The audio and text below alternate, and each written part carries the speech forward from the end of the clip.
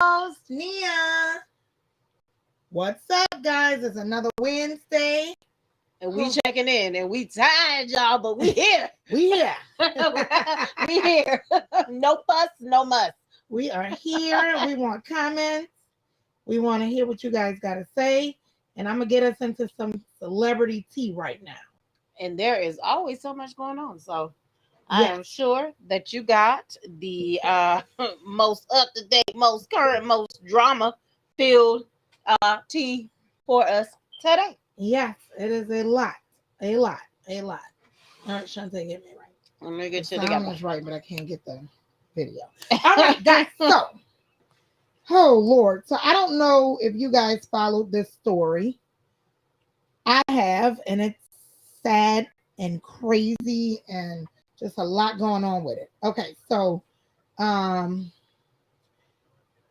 April, an Instagram model. Go ahead. In April, an Instagram model stabbed her boyfriend to death. Okay. Crazy. Oh, Lordy. Okay.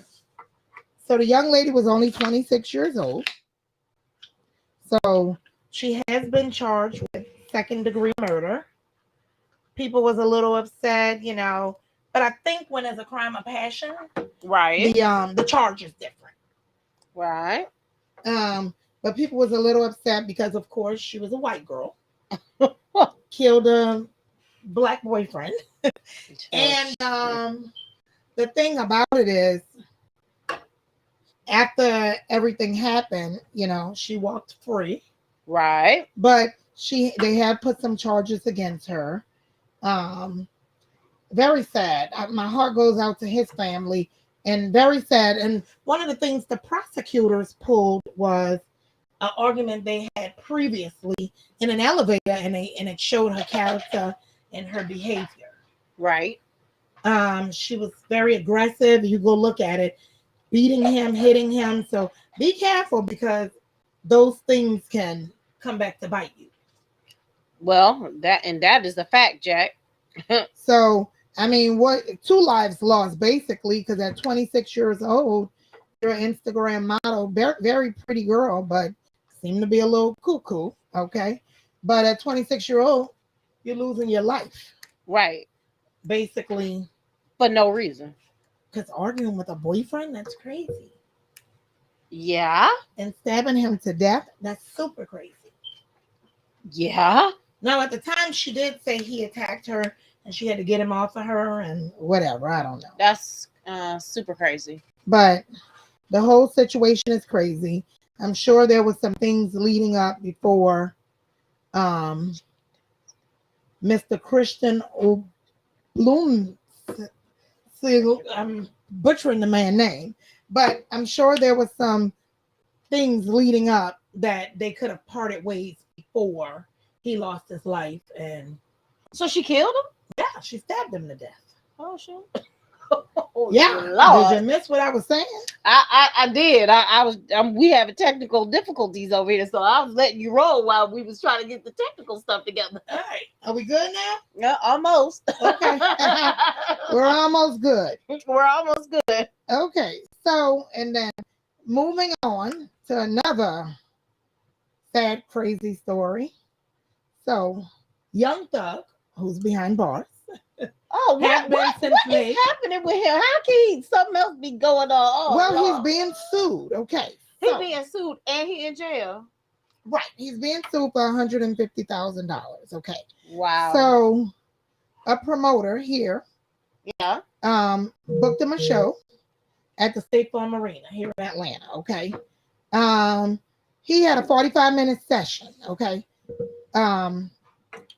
It was $300,000, which he was going to get paid for 45 minutes. I said, damn, I need to start rapping. That part. But basically, which is how it goes. I mean, I've booked artists. I'm not a booking agent, but I've booked some artists that I'm close with. But they get paid half up front, half on the back end. Right. Okay, so he was paid half up front. He was arrested. So, of course, he couldn't pay. Well, he couldn't perform. Oh, well, because he was in jail. Because he was in jail. So it sucks for the guy, Young Thug, because he, it wasn't his fault he didn't show up to the show. But I do think I understand the promoter's position. Right, because he spent all that money. Yeah. So he's out. And he's not even suing for promoting him for the show and this and that and not showing up. He just wants the $150 that he paid up front back. Okay, well, that's reasonable. I think that's very fair. Right. It's not. Well, I guess he probably saying, okay, well, you went to jail. I gave you the money, so you should still have it. Yeah. I mean, and I just want it back. What I gave you, I don't want anything extra. No pain and suffering because my show didn't go on. Right. So I think the promoter is being pretty fair about it. My personal opinion. Yeah. I agree. Yeah. I mean, if you got to pay, $300,000 for a 45-minute set, that's pretty damn good. Right. I would say. But yeah, I would want that money back. Certainly. Okay. So I don't know, what do y'all think? Should the promoter get his money back? Yeah, right. I agree. I mean, even though it's not Young Thug's fault that he was arrested, but he received the $150,000, the moolah, the upfront cost. So that's where we're at with that.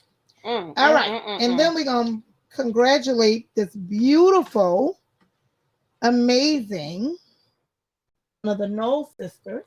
Which one? Solange. I love Solange, y'all. Oh my gosh. I really love her. I feel like she's so undiscovered. Like, not really undiscovered, but like she's in the shadow of her sister. But she got some good music, man. Yeah, and she could dance and bring she's it on. She's just different in her own way. She can act. So I'm with it. I love her. Exactly. But anyway, Solange Knowles is to become the first Black woman to compose music for the New York City Ballet. I thought that was awesome. And the first Black woman. Wow.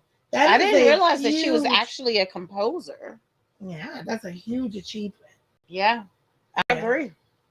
I mean, I think she works hard and do a lot of stuff probably behind the scenes. Yeah. And a lot of artists do, Yeah, I agree. So kudos to her. She deserves it. Well deserved.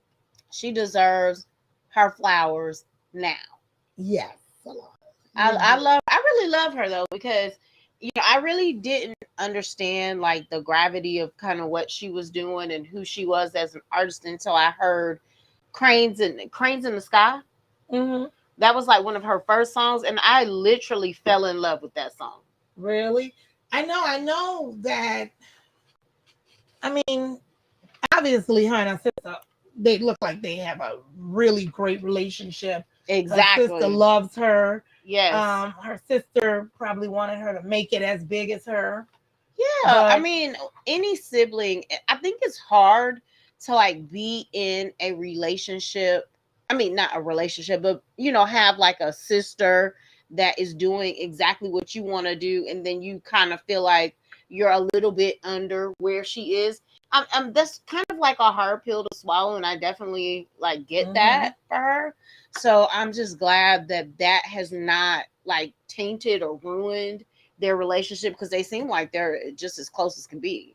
Yeah, they do. And I know it, like, I feel like the Braxton sisters growing up, there was always some kind of like animosity against Toni because she made it the biggest. Right. And at that time. But if you go back and watch their the Toni Braxton story, it talks about how they were like a group. And, right. And then they like cherry picked her out the group. And then they were like, oh, well, I thought we were all kind of doing this. And they were like, well, no, we just want the one.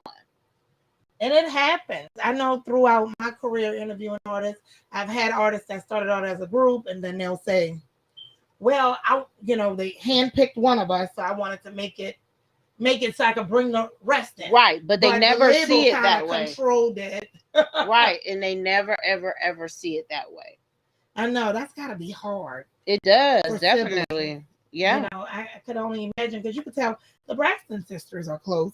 Beyonce and her sister is surely close. I know she's so happy that Solange got this opportunity. I'm happy. Right. Hell.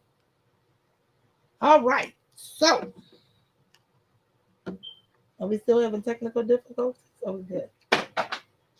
Okay. Well, anyway, so we are going to get